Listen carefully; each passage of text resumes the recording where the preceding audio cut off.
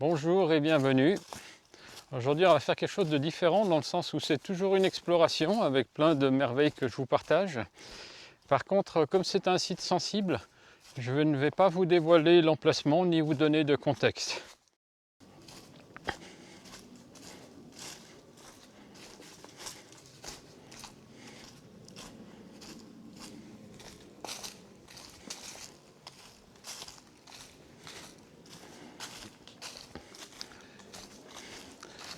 Alors on va faire une visite en deux étapes.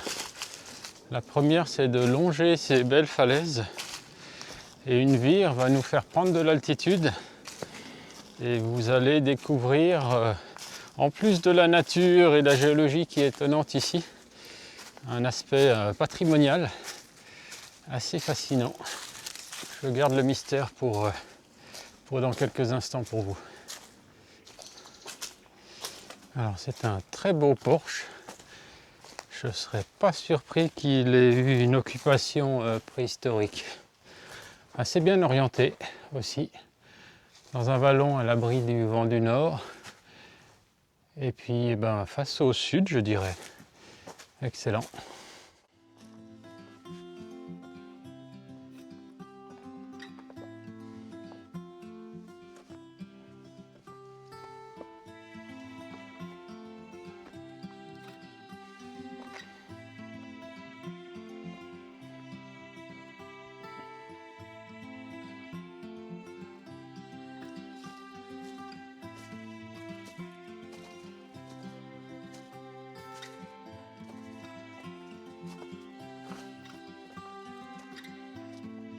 Là où il y a un porche suspendu à 400 mètres au-dessus du sol.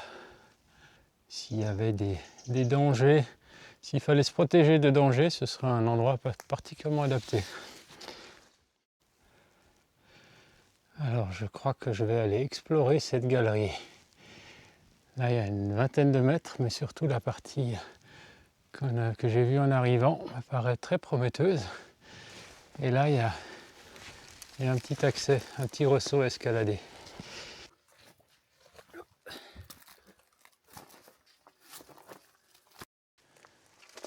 Je n'étais jamais venu ici.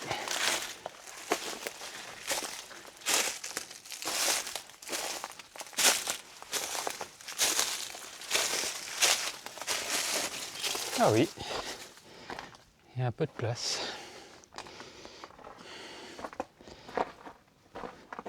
Ah, des traces de mains.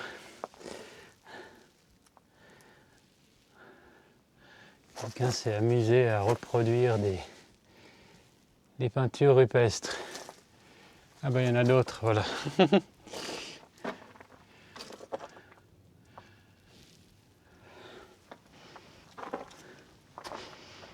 Alors, je vais être un peu attentif parce que le sol est en pente. Je ne voudrais pas glisser et tomber de 4-5 mètres. Et je vois essentiellement des traces d'animaux, des sabots je dirais. Hop, je vais m'arrêter là. Très joli. Belle vue sur la forêt.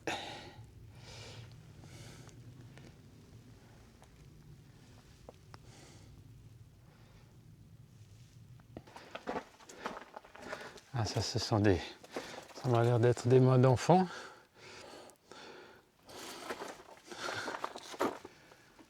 Quoique. Alors pourquoi j'ai tout de suite pensé que c'était des mains peintes récemment? C'est parce qu'elles n'ont aucune usure du temps, alors qu'on est en extérieur en fait. Elles ne sont pas recouvertes de calcite. Ceci étant dit, ce serait plutôt un spécialiste d'exclure l'origine ancienne pour ne pas passer à côté de quelque chose d'assez merveilleux. Mais autre élément, le placement de ces mains n'est absolument pas compatible avec ce que j'ai pu observer dans des grottes ou dans des représentations, des photos de grottes préhistoriques. bah, je suis content d'être monté. Cette vire, cet abri sous roche un peu suspendu est très photogénique. Et avec la présence de ces peintures de main, c'est assez rigolo que quelqu'un se soit amusé à faire une référence à la préhistoire qui me paraît assez pertinent dans un si beau site.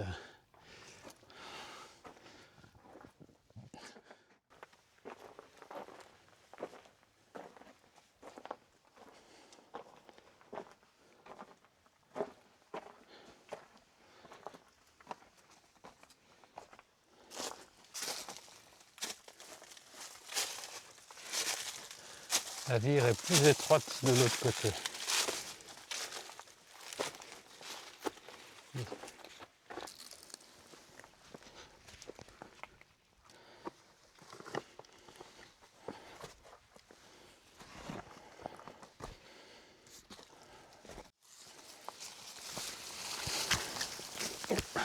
Le sentier s'est un peu refermé avec la végétation.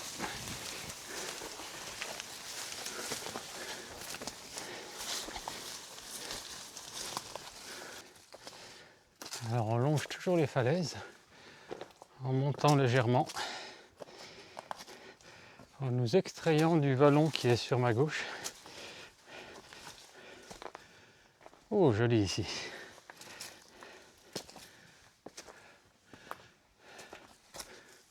Ah oui, une jolie couleur orangée dans cette falaise.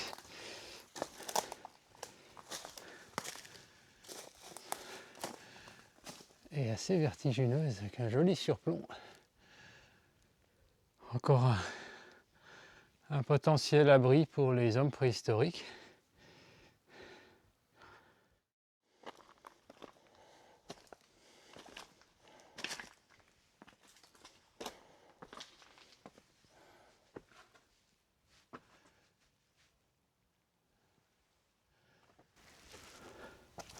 Ah, peut-être des fossiles.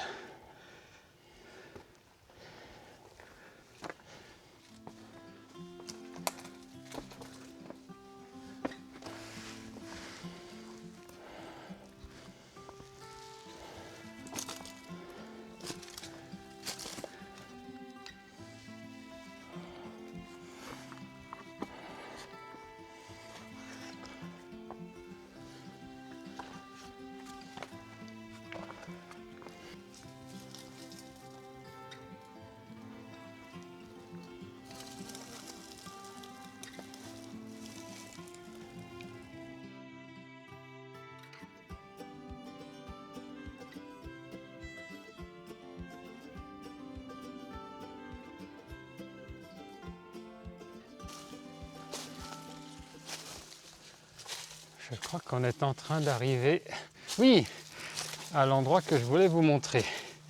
Allez, je retourne la caméra et vous allez le découvrir avec moi. Alors, le redécouvrir en ce qui me concerne.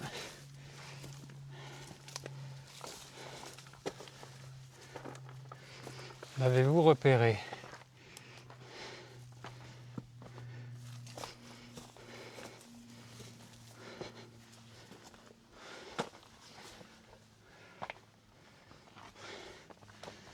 Ça se marie avec la couleur des falaises.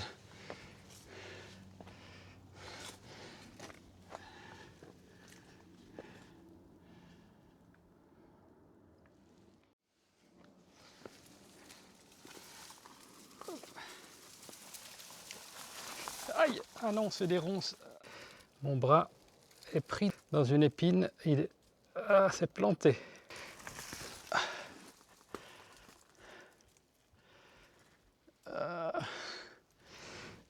Aïe, aïe, aïe. Je pensais que ça passerait. Mais non. Aïe, aïe, aïe, aïe. Oh.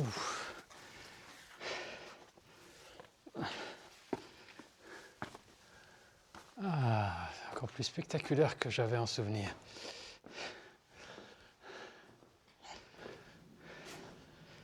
Yes, il fait frais. Ça fait du bien. Les fenêtres sont vraiment petites, hein. Ça m'a vraiment l'air d'être un ouvrage défensif. Ceux qui habitaient là voulaient probablement se protéger de quelque chose. Ouais. Il n'y a que cette fenêtre qui est un peu plus grande que les autres, mais c'est aussi celle qui est la plus en hauteur.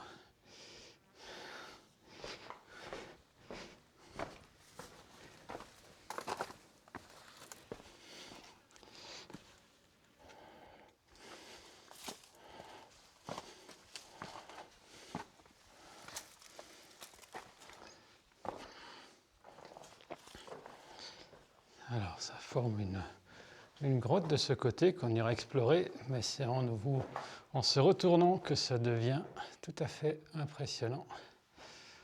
Regardez les vestiges d'une habitation. Alors, la liaison avec le plafond de la grotte, le porche, est assez impressionnant.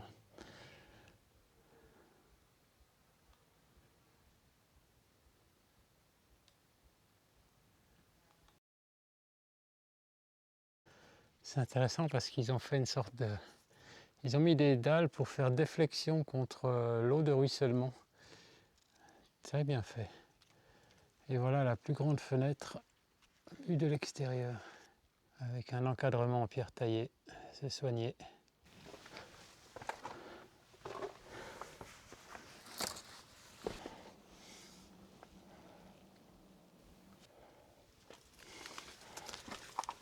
Cet encadrement des portes a des pierres qui sont très bien taillées. C'est un joli travail. Cet ouvrage a reçu beaucoup de soins en fait. Pas du tout quelque chose d'improvisé. Regardez, il y a même un joli petit retour ici qui a été fait. Assez soigné ça. Voilà, hop, un petit angle ici pour s'en rentrer. Malheureusement, je ne vois pas de date en fait, c'est dommage.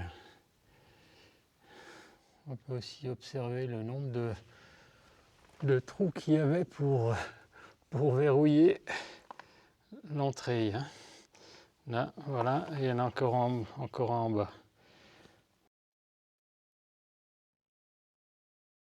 J'ai mis la lampe de poche et on va aller explorer ce qu'il y a au fond.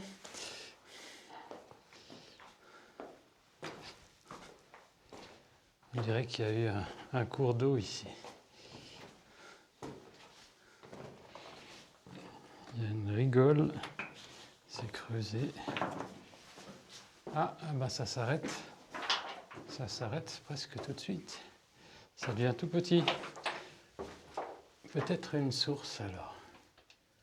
Donc la hauteur là-bas, ça fait 20-30 cm de haut. Donc c'est une galerie plutôt étroite. Alors, vu d'ici, oh mais c'est très esthétique.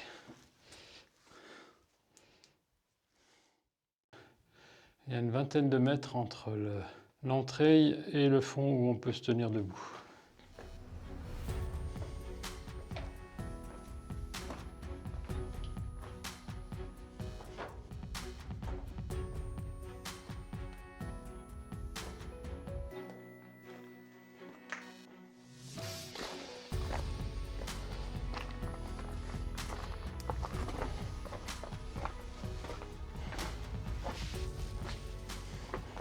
Alors j'ai contourné les falaises par le haut et mon objectif c'est d'avoir un meilleur point de vue sur la ruine en utilisant le drone.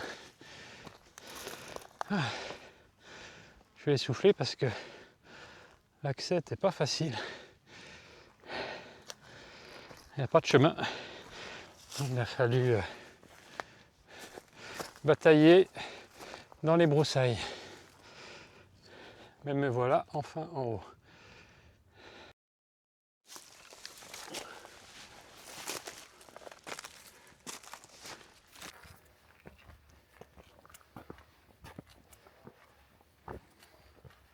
Voilà à quoi ressemble le vallon depuis les hauteurs des falaises. Et la grotte doit se trouver dans ce creux, je pense.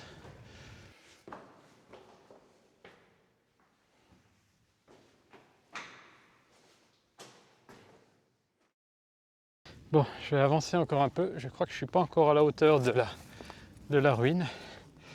Et ensuite, je fais décoller le drone. Alors, c'est agréable ici parce que il n'y a plus autant de broussailles qu'avant. Les rochers empêchent la végétation de pousser autant que tout à l'heure. Alors, difficile d'évaluer à quelle hauteur se trouve la ruine. Je vais avancer encore un peu, sinon je décolle depuis ici. Et ce sera depuis le ciel que ce sera plus flagrant. Ah mais là c'est la fin des falaises. Donc à mon avis, je vais faire décoller par ici.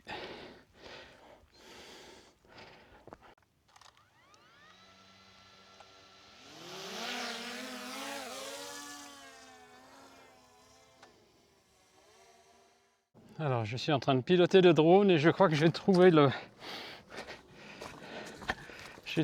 ruine. Mais elle n'est pas à la hauteur là où je pensais. Il faut que je descende un peu. Je vais me mettre au bord de la falaise pour piloter.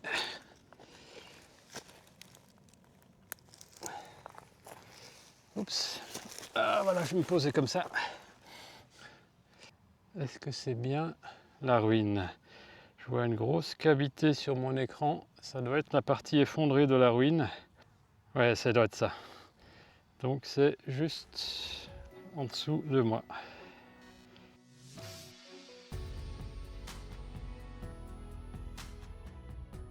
Sous cette falaise calcaire, une énigme. Quelqu'un a pris le soin de bâtir une façade de pierre taillée devant un simple abri naturel. De loin, elle se confond parfaitement avec la paroi, comme pensée pour passer inaperçue. À l'intérieur, rien. Pas de niche ni de banquette, juste une grotte d'une vingtaine de mètres. Alors, était-ce un poste de guet, une cache secrète, un abri de berger ou un ermitage oublié? Impossible de trancher, mais le soin apporté à la façade et son emplacement stratégique sont remarquables. Un mystère accroché à la falaise donc. Et si vous avez une idée, partagez-la en commentaire. Et dans une prochaine vidéo, je vous emmènerai explorer davantage ce vallon au charme mystérieux. Il recèle encore bien d'autres secrets. À bientôt, portez-vous bien.